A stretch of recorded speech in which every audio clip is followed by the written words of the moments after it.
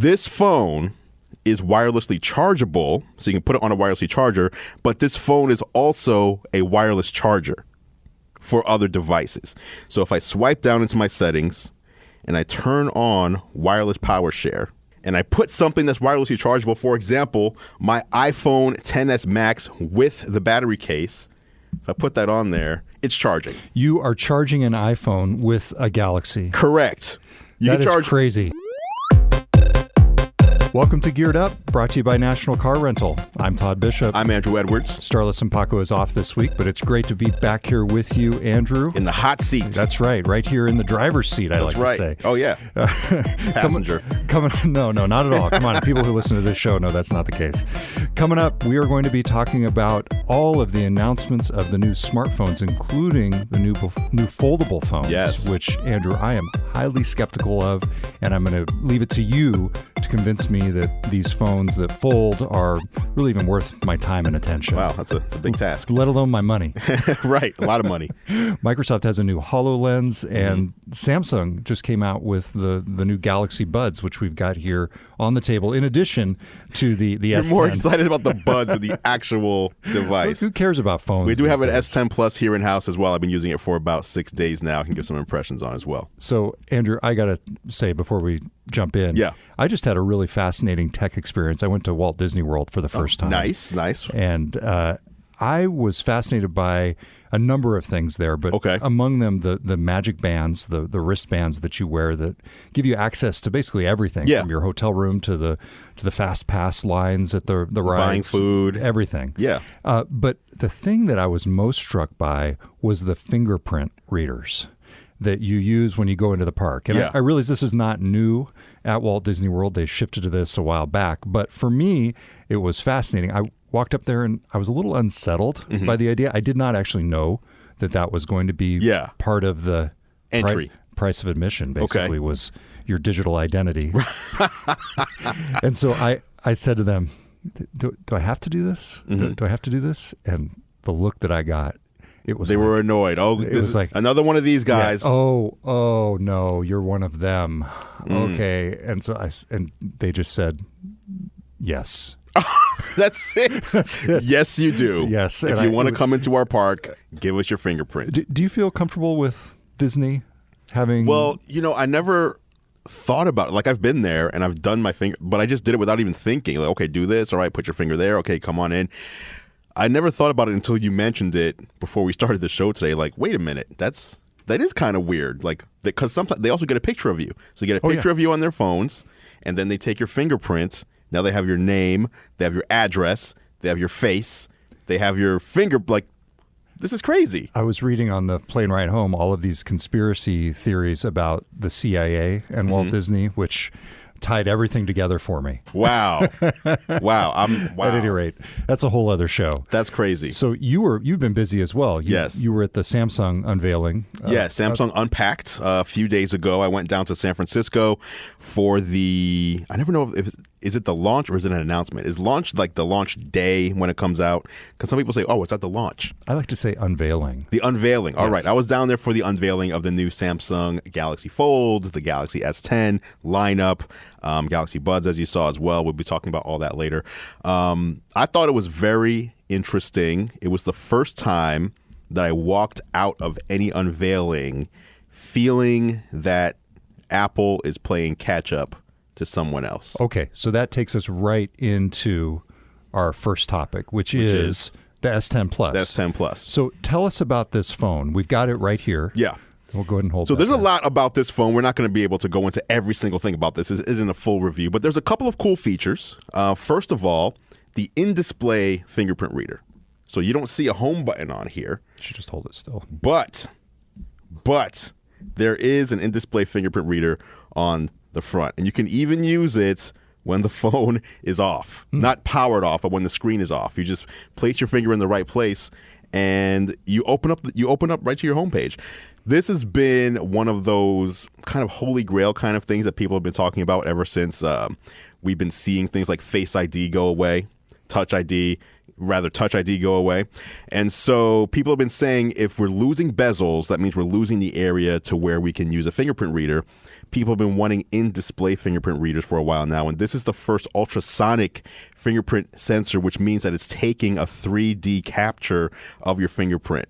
So other in-display fingerprint readers currently just kind of take a 2D picture, so it's not as secure. Samsung is the first one to build in it's capturing 3D model of your fingerprint and letting you into your phone, which means it's very secure. So that's number one. Really cool to see that. Again, minimal bezels, and you can still use your fingerprint. You don't have to do the whole, the Face ID. Oh, it didn't work. I got to move it back, move it forward. Because some people say they still have issues with Face ID. I personally don't feel that it's a big deal. I actually have found, now this device is not coming out until March 8th, so that means they'll probably do a couple of software updates between now and then. I have found the fingerprint reader to be a little finicky. At least knowing where to put the finger. I'm assuming that's what it is, because there's no indication. You just have to kind of have muscle memory to know where your finger goes. But other than that, it's cool to see in-display fingerprint reader that doesn't mess with your viewing of the display at all. Second feature that I think is super cool. This might be my favorite feature. Have you seen wireless power share? Do you know about this? Let's hear it. All right, wireless power share. Let me go back into the phone. This phone is wirelessly chargeable, so you can put it on a wirelessly charger, but this phone is also a wireless charger for other devices. So if I swipe down into my settings and I turn on wireless power share, make sure I did that. Did I do it right? I didn't see it turn on. Wireless power share. All right, wireless power share is on. If I place this down here and I put something that's wirelessly chargeable, for example, my iPhone XS Max with the battery case, if I put that on there, it's charging. You are charging an iPhone with a Galaxy. Correct. You that can charge is crazy. Any Qi-compatible device. Okay, that was going to be my question. What is the standard? Qi-compatible device. Is Qi now basically the de facto standard? Yes. Ever since Apple announced Qi compatibility, it's like everyone's gone down that direction. Now, there is a Huawei phone that also does wireless charging, but it's like limited. It's not just for any Qi device. So these Galaxy Buds that we're going to talk a little bit more about, you can take these. No, they're not in there. What happened, Andrew? Did you leave them at home? I took them out of the box. They're not in there. They're not in there. However, you can put those on here too, and those will also wirelessly charge. They're at home. Oh, they're at home. They're not in here.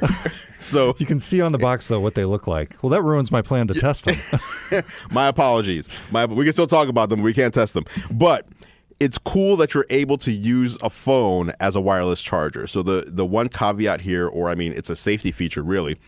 It can wirelessly charge until the battery drops to 30%. Once it hits 30%, it turns off that feature because it doesn't want you to kill this phone trying to charge something else. So those are two things that have not been on other smartphones. That correct. Is basically something that's brand new. Yeah, brand new. What else? Because really the issue with smartphones now is it's kind of like ho-hum. Triple camera. There it is on the back. Triple camera on back, double camera on front. So you've got two cameras there, and instead of doing a notch, they just do a little cutout. Oh, yeah. It's a little display cutout. So what's the advantage of 3 in the back, 2 in the front? So 3 in the back, let me show you right now. I'm going to open the camera, and let's say we're pointing it here at our viewers. Let me just go into regular photo. So you can see there's a regular photo there. Mm-hmm. I can go a little bit wider, and then I can go with the ultra wide, like your actual 130, I think it's 133 degree field of view, which is similar to the field of view of your actual eyes. So you have 3 different, zoom levels for your camera, and then 2 cameras on the front is to make things like portrait mode better, or if you have more people in a selfie, you have an ultra wide now, so you can fit everybody in without having to grow. I don't have long arms. I'm not a tall guy, so when I have a lot of people in a selfie, I have to usually hand my phone to someone else to have them take the picture. So now you can just go into ultra wide mode on front, fit everybody in. There are some people who would say that's actually a benefit because then you're not taking as many selfies. We all love taking selfies. Group it's selfies. The selfie generation right now, and Samsung recognizes that with the S10. Interesting. Okay. So this is in some ways an example of what you were saying, where they're jumping out ahead of Apple, and you feel like Apple is somewhat playing catch up? Yeah, well, so obviously each company has different priorities. Samsung has the S10e, which starts at $749, which matches the iPhone XR at $749. However, Samsung's base storage, the lowest storage you can get now is 128 gigs. Apple still starts at 64. So for the same price, you're getting twice the storage. The Galaxy S10e also has 2 rear cameras instead of 3 rear cameras, but it's still 1 more camera than a XR has. So Samsung is really trying, and it has an OLED display, a high-resolution OLED display, where the XR has the LCD lower resolution display. Apple has the fastest processor in the world, though. Samsung can't touch the speed of Apple's phones right now. So it's like where do the priorities lie for what I would consider to be like the mainstream features that the average person would look at and say, oh, wow, Samsung, I think, has more of that right now. Because most people aren't looking at the iPhone saying, oh, wow, the A12 chip. Right. Who knows what an A12 chip is, right? Unless you're like into technology or you're like a geeky person. Most people say, oh, wow, this has 2 cameras and that one has 1 camera. Yep. This has 128 gigs of storage. This one has 64. Holy cow, look what I can do. I can charge another device. I can charge another device with my phone. So that's not exactly where I felt Samsung was taking the lead, although I think they are a little bit. We're going to talk later about the foldable devices, and that's where I really feel like when you walk out, you're like, even if this isn't great, someone is taking the first step here, and it's Samsung. Interesting. So we'll talk about that in our next segment. But yeah, so far I've been using the S10 for about 6 days, as I said, and it's very nice. So this is not yet out. It will that be comes out on released March 8th. March 8th. Okay. Yeah. And approximate pricing? So the S10e starts at $749. The S10 is $899, and the S10 Plus, which is this one here, is $999. And then they also have the S10 5G coming, which they did not announce a price for. They said it's coming in the first half of this year. So sometime between now and, let's say, June 30th, because that would be the cutoff, right, for the first half of the year, we'll be seeing a Verizon exclusive version of the S10 5G, which has a 6.7-inch display, 4 cameras, one of which is a 3D depth sensing camera for things like AR, 5G capability, and then sometime this is their timeline. I'm not sure if I'm believing that it's going to happen. Sometime still before the end of the first half, we'll see the 5G launch on the other carriers in the U.S. So AT&T, Sprint, T-Mobile, and Xfinity Wireless. When you buy the phone, will you have 5G around you to connect to? That's another story. So they had to add more features to the phone to make it a more premium phone rather than just the 5G connection. So that's why it has the extra camera, the bigger screen, etc. And then, of course, after that comes 6G. I don't know if you've been listening. Donald Trump is hoping, hey, we need to hurry up with 6G. Now, here's the thing. For people that don't know, like when you graduate to a new G, if you will, a new generation of wireless, it usually takes a decade. So 4G was about 10 years ago. 3G was about 10 years before that. So 6G is probably something we're going to see around 2029 or 2030. Trump would like to see us fast forward that to 2020. Hey, it's going to happen. Can we do it? Yes. Okay. All right. So let's talk about the buds. Talk about the Galaxy Buds. So, I am a big fan of the AirPods. Yes. How do these compare to the AirPods? They in my own opinion, they compare almost the same. You put them in, they have a very similar initial pairing process where the little card comes up on your device and says, do you want to connect to this? You say yes. The difference is mostly visual, where the AirPods have like the little stem that comes out of your ear, and the Galaxy Buds are more of like, it goes in your ear, but it's just like it doesn't hang out. It just goes in your ear and stays there. Little lower profile, more discreet. It's not obvious that you're walking around, as I've said, they're bulkier, though. Like, they cover the whole ear hole. Okay. You know what I mean? It's a bulkier... So, both of them you can see. I don't know why you're so against people knowing you're wearing AirPods. That's very weird to me. I know. Like, you don't have a problem with people seeing you wearing regular headphones, I assume. No, because those come with the device. So it's not the look. It's about the fact that you purchased something for extra. $160. Okay. Now, speaking of price, though, the Buds are actually less, correct? Yes, they are. In the range of 130? 120, yeah, I think they're 129. Yeah. Yes. And something that Apple doesn't do also, which Samsung is doing, during the pre-order period, which is active right now, if you pre-order a Galaxy S10 or S10 Plus, you get these for free. Whoa. Okay. They just come with it. That's nice. Like, can you imagine Apple saying pre-orders go live on Friday, and if you pre-order before launch, you get free AirPods? So that takes care of all my problem because people might assume they'll be savvy enough to see the buds in my ears and say, he got them. Pay for those. Right. Yeah. Now, my friend Jeremy Judkins had a cool idea. I don't know if I told you about this one, where if you're wearing AirPods, you just take another pair of headphones and put them over the top. You did tell me about this, and I think it's stupid. What was funny is, though, he's like these Sennheisers cost twice as much as the AirPods, but no one knows that. So you put those on, and people don't think you're rich as you're walking around. Yeah. Or Shout out to Jeremy. Or wasteful. It's more waste. Why is it wasteful? Not affluent. That means anything's wasteful then. Why do you have a mouse with your computer when there's a trackpad there? That's wasteful. Oh, that's a whole other issue. Because trackpads on Windows machines are terrible. Yeah, well, yeah. Basically. That's why. That's one reason. All right, so that is the new Samsung Galaxy S10 Plus. Yes. And the new Samsung Galaxy Buds. Right. The Buds, are they available now? They launched the same day, which is March 8th. Very cool. Coming up, we're going to be talking about something that's even further out in terms of the technology, and that is the Samsung Fold. Galaxy Fold. Yes. Yes. That's coming up right after the break. You're listening to Geared Up. Welcome back to Geared Up. It's time for the National Car Rental Story of the Week. It's Todd Bishop here with Andrew Edwards. People, if they haven't already checked this out, should check out Andrew's other show, Technically Speaking. Yes, Technically Speaking is the show where I talk about the best tech for people who are traveling. So if you're a business traveler, the show is definitely for you because you're traveling all the time. But even if you're just traveling for vacation or leisure, like Todd was doing, heading down to Disney World, Technically Speaking has your answer. I tell you all the tech you need to bring with you for fun, for leisure, and to make travel more efficient. Very cool. What any kind of latest products that you've been talking about there that you'd want to? Actually, one of the latest ones was it's a water bottle that it purifies your water using some sort of ultraviolet light as you're walking around and reminds you to drink. Because a lot of times when you're like on like a vacation, you're running around and you're like not staying hydrated.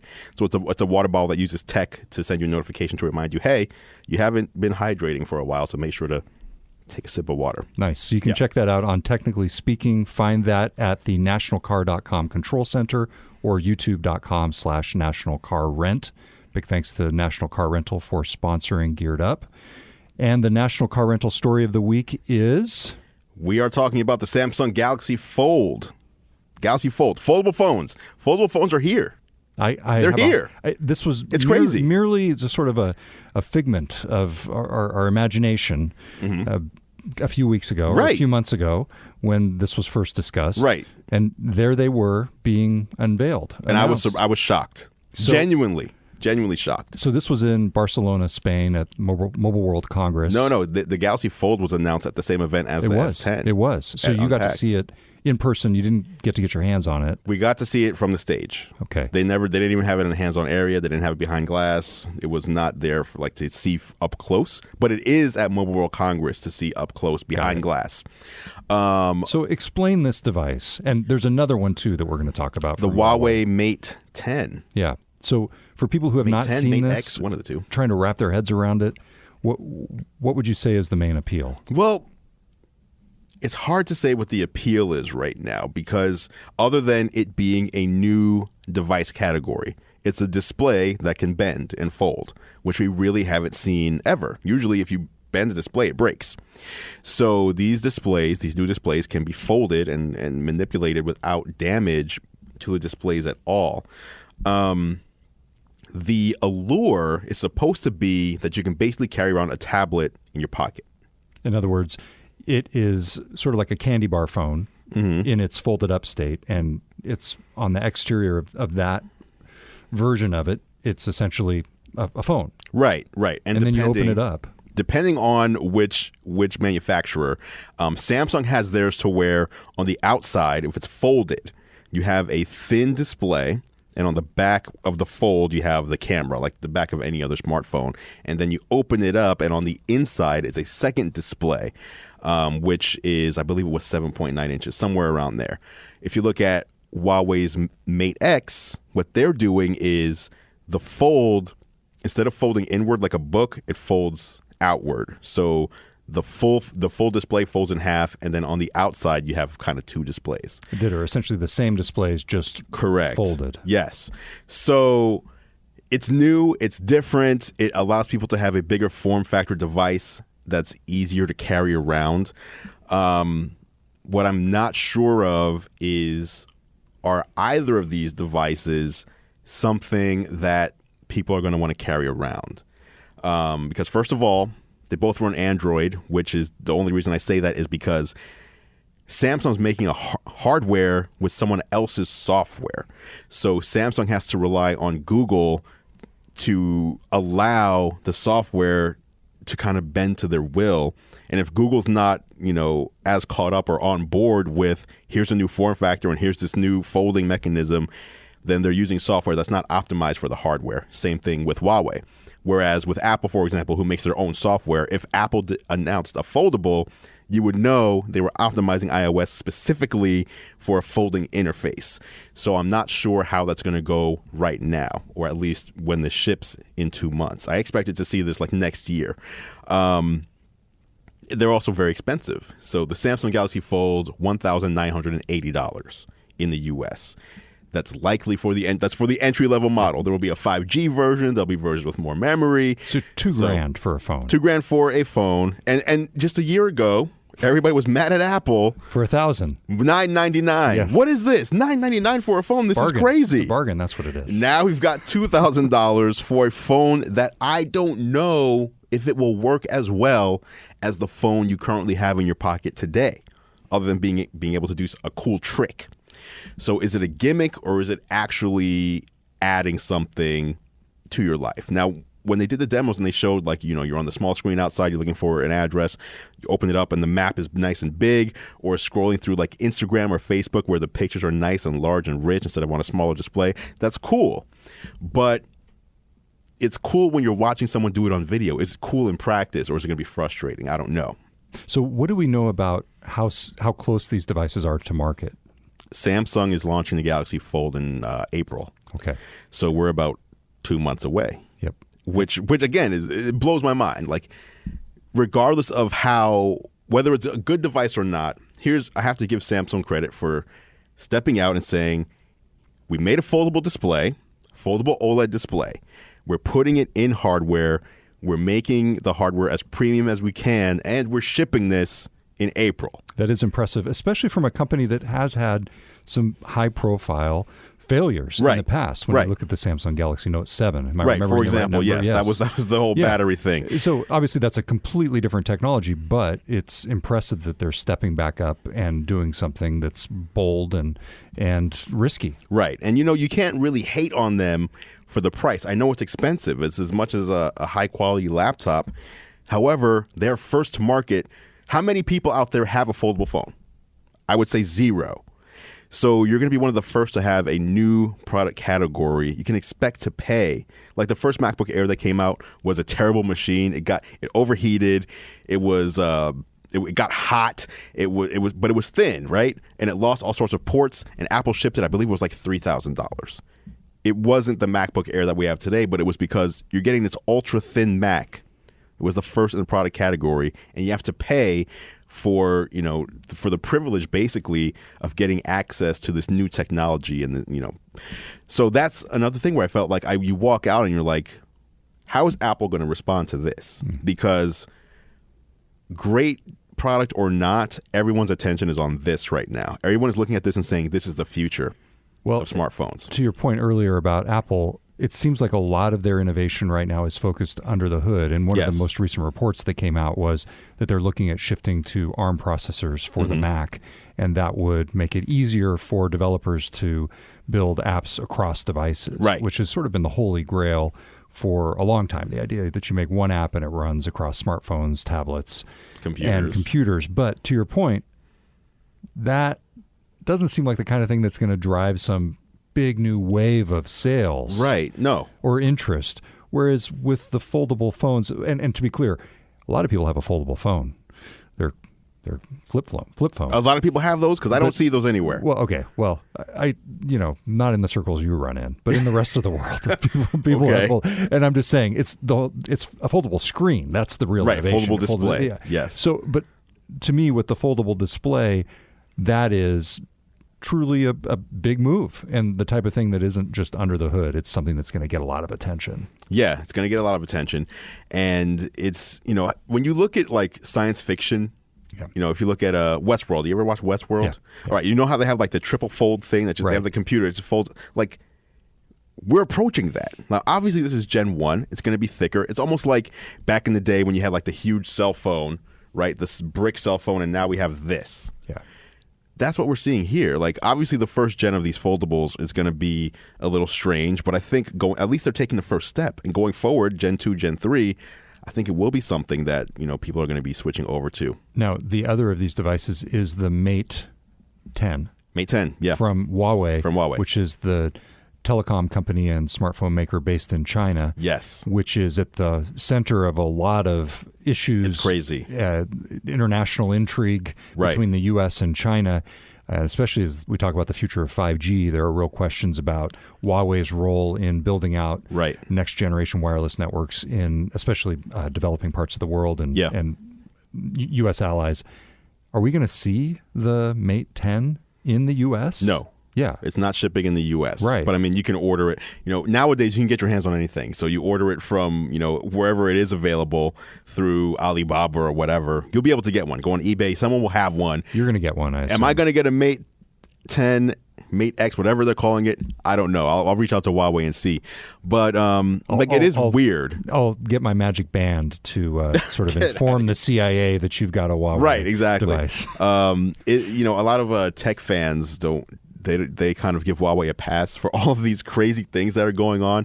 It's hard for me to want to recommend a Huawei device when there's so much going on internationally, where the U.S. and a lot of European countries are like, we have a lot of proof that you're trying to steal our trade secrets and trying to infiltrate us, so we're not going to allow you in.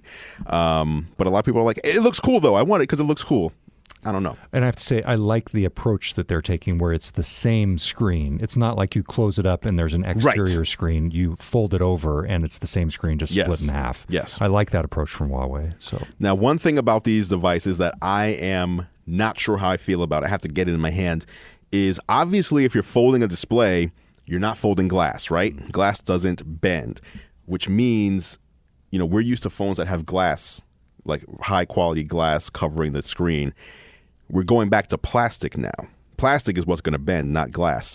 And in some of these shots, you can see the plastic creasing as you're doing the fold and unfold. And that just doesn't look great to me. Like, obviously they're not shipping yet, so they may still be working on this. But plastic is not as high quality as glass, and plastic scratches. So when you close the Galaxy Fold, you're protecting it from the elements. And when you fold the Mate 10 or the Mate X, whatever it is, you're just leaving your plastic screen to the elements. Is it the 10 or the X? I don't know. I didn't watch their introduction. Okay. So I wouldn't be surprised if it's the 10 because Huawei likes to copy Apple quite a bit. So, yeah. All right, so those are the two new foldable phones that were just unveiled this past week. No, so how do you feel, though? Do you want a foldable phone? And do you want to? What do you think? You've won me over a little bit. You've won me over a little bit with just the notion of being able to carry both a phone and a tablet in your pocket. How do you think Apple should respond? How should they respond, or how will they respond? How do you think they should respond? Well, if they haven't been working on a foldable screen, then they should just come up with some other innovation that they should do. I don't necessarily think that there's. Well, maybe this could be a shot in the arm for the iPad. They could essentially take iOS and a little foldable iPad. Do what you're saying. I mean, that the iPad has pretty much flattened out in terms of its sales and interest in a lot of markets around the country, and so maybe this could be something that could give new life to the iPad. But if they don't have the technology in house, that's where Samsung has a lot of advantages, right? Yeah, Apple with the shift to more services. Yeah. Like the next event that's coming in about a month is going to be focused on TV and news services platforms. Do you think a heavy focus on services with less reliance on hardware could turn around to bite them. Well, it's not Apple's historic approach. Right. The whole idea has been a lot of great hardware innovation, and it's always felt like they've been just a little bit one step behind on some of the software, some of the apps in particular. Yeah. So, I think that they essentially need to focus on their strengths, and hardware has been the thing that has made them stand out, at least for me. Yeah. So that's why, like, it's kind of a confusing question, right? So that's why I said, like, when I left, I was like, how does Apple respond? Like, usually I would feel like, for the most part, because Samsung also does some pretty interesting stuff every now and then, but usually for the most part, I feel like, okay, Apple is the leader and Samsung is playing catch up to what they're doing. And that feeling completely flipped after this latest event, where I was like, I don't know how Apple's going to respond to this, because Samsung is taking the lead in hardware innovation right now. Yeah. We're going to take a quick break here on Geared Up. When we come back, Microsoft's HoloLens 2 and the future of augmented reality. You're listening to Geared Up, and we'll be right back. All right, welcome back to Geared Up. It's Todd Bishop. Andrew Edwards here. So amid all of these unveilings of phones and earbuds, Microsoft unveiled a new HoloLens. New HoloLens, yes. Did you try out the first HoloLens? Did you get a chance? I used the first HoloLens actually at a GeekWire event. I think it was a GeekWire Bash. And what's interesting, because it was used by a real estate company. You put the HoloLens on and they show you like different condos in a building. So you put the HoloLens on, you see the full building, and then you walk up to it, and then you like reach out and you pull out basically a little drawer, and that drawer is actually a unit inside of the building. And then you can look inside, expand it out, and like give yourself a little tour of the building. So the HoloLens is augmented reality. Yes. As opposed to virtual reality, which puts you into a world that's entirely of that world. Augmented reality puts objects on the world, the real world around you. And so that's what the HoloLens is. Microsoft just this past week unveiled the new version, HoloLens 2. Big picture, it's more comfortable, little cheaper, $3,500 compared to $5,000. Okay, a little cheaper, but still it's pretty expensive. That's more expensive than a Galaxy Fold. Yes, absolutely. It also has support for things like Mozilla Firefox, so you can basically get out of the Microsoft ecosystem, better recognition of gestures. The thing with this is, though, it is still very much enterprise device. And when I say enterprise, I mean this is meant for factories and businesses and for real estate companies that want to show you their demo. At that price point, and based on the way Microsoft is targeting it, the first use of HoloLens is going to continue to be commercial applications. People in factory floors who need to identify objects. But at the HoloLens unveiling, Epic Games came out on stage. Okay. And they've actually made the Unreal Engine, which powers many games, work with HoloLens. Okay. So there is the potential, based on what developers do, that this could become a really interesting gaming device as well. But that is clearly not Microsoft's focus. And this fits into a much bigger picture thing for Microsoft, where they've very much doubled down on their history in business applications, and that's their strength. They've got this huge Salesforce partner ecosystem that can pump this stuff out there. And it's interesting because they're just not competing directly with Magic Leap or... Why not? Like, if you could plug this into like your Xbox One X and like have some sort of interesting gaming experience.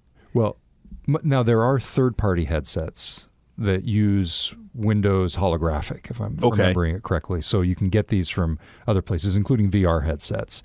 So I think that's their approach, is to take this high-end first-party flagship device, keep it at a very high price point, tons of features, basically the kind of thing that you would get if you were a business, and then let the partners do.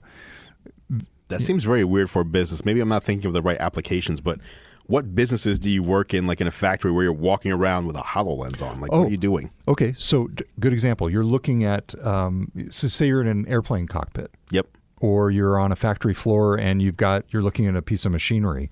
Essentially, the device could augment all sorts of things around you and say, okay, that's the button you need to push when the nuclear reactor starts to melt down and you need to save the world. Just to use one example. Yeah. Okay. But that's the idea. With the first generation HoloLens, one of my favorite examples was the plumber or the electrician who was basically in another location on annotating things on a tablet, and then somebody who didn't know what they were doing basically was able to see those annotations in the air, basically in front of them through the HoloLens. And so you start to think about that and you think, like remote training or remote guidance. There's lots of different things that this could be used for in a business setting. This is very interesting because one of the things with 5G, as 5G is approaching, one example they gave was a doctor can perform surgery from across the world. So you can be, laying in bed in Japan, and the best doctor for this surgery is in Ohio. And with such low latency and high speed and AR, the doctor can perform a surgery from Ohio while you sit or lay asleep in Japan. So I would assume this is kind of something that would be there as well. And keep in mind who owns Skype. Microsoft, That's right. So a lot of their demos and their applications in HoloLens have been based on that kind of telepresence approach. Bottom line, the answer to your question, why are they doing more of the enterprise focus than the consumer focus? It's less competitive. They're zigging while others are zagging, and there's more money there. Okay. You're looking at businesses with giant budgets as opposed to trying to basically build a business from $350 purchases by individual consumers. Sure. So Magic Leap is playing in that field. It seems like it, yeah. In a way. But I just remember when Microsoft showed off HoloLens, initially, it was like a big monster crashing through your window or through your wall, and you're trying to shoot it. And so when I heard HoloLens 2, I was like, we're going to get more like cool gaming experiences, and that's not what they're optimizing for. No, but I did forget to mention probably the most interesting upgrade in HoloLens 2. One of the biggest complaints about the first HoloLens was the field of view. Yes. And when I tried this, I remember thinking it was basically like looking through a portal into the world as opposed to being immersed into it. It's like basically holding maybe a 7 or 10 inch tablet a few inches away from your face, right? As opposed to being immersed in the world. This has essentially doubled the field of view. Okay, that's good. So that is another advantage of this device. To me, this is Microsoft keeping its foot in the game. Microsoft doing Microsoft right here. So going back to Apple for a minute. So we were talking about Samsung kind of eclipsing Apple in the hardware space, at least as it pertains to the last event. We've heard rumblings of Apple working on AR. They've talked about AR for years. They have VR. AR built in VR. Well, AR, like in the phones and in the tablets, AR built in. There. Yeah, and yes. So the big rumor is they're working on some sort of glasses. They're working on some sort of car. All of these things that they're working on this new thing, but where is it? If Apple were to release something that they haven't released before this year or show it off this year, do you think it's going to be a foldable device, an AR, something with a car, or none of the above? See, I look at what Oculus did, what Facebook did with the Oculus Go, and I say, what would have happened if Apple had done that? In other words, gotten away from being tethered to a machine and also gotten away from the idea of having to snap your smartphone into this thing to make it work. Fully self-contained, connected, virtual reality device. If that had been Apple instead with tie-ins to ARKit, the iPhone, I wonder if that could have been their iPhone moment, or if it could have been the iPhone moment for virtual reality. So that's what I start to think about when you say, what should Apple do? What could they do next? It feels like Apple is the master of coming in and saying, look at all these interesting areas. How can we actually do this right? Right. And that's when they've succeeded most. If you look at the iPhone, the Mac, to some extent Apple the iPad. Watch. Yeah, absolutely. The AirPods. AirPods, right. Simple device that people love. So take that pattern and apply it to AR and VR. What do you think? What would they do? I don't know. I think I've never heard them talk about VR. Like Tim Cook is always talking about just AR. He loves AR so much. So I'm thinking they're going to compete with the Magic Leaps of the world. There's not that many of them. Magic Leaps of the world where they're going to make something like a HoloLens, but for the consumer, not for business, and focus on experiences, games, etc. But there haven't, like when you look at the rumor mill, the Apple rumor mill, you're not seeing anything like this where it's like, oh, here's, prototypes or anything like that. It seems like it's still far away. Now, to be fair, Samsung with the Galaxy Fold that did not leak, which is rare in this day and age. Usually everything leaks. Everyone knew all the S10 specs and features of what it looked like prior to the announcement, and no one called the Galaxy Fold the name. No one called what it looked like, the feature set, etc. So they kept it on the wrap somehow. I'm just hoping, I like to see competition. I like to see competition in the tech space. Do you think Apple could come out with some revolutionary new product in this day and age without it leaking? Man, the things that Apple is able to maintain control over usually is the software. Yeah. So the software doesn't leak. I was actually the only one to ever leak a major software from Apple. What was that? It was me. iOS 1.1.4. Nice. It was the first one that allowed you 1.1.4, of course. No, it was like the first major feature update to the original iPhone. Yeah. And it was over a Christmas break, so like their lawyers and stuff were not like in the office, and I didn't get any takedown requests or anything, and everybody said that I made it up because I did a video showing all these new features, and I'm like, oh, he just faked that. That was like a demo he made.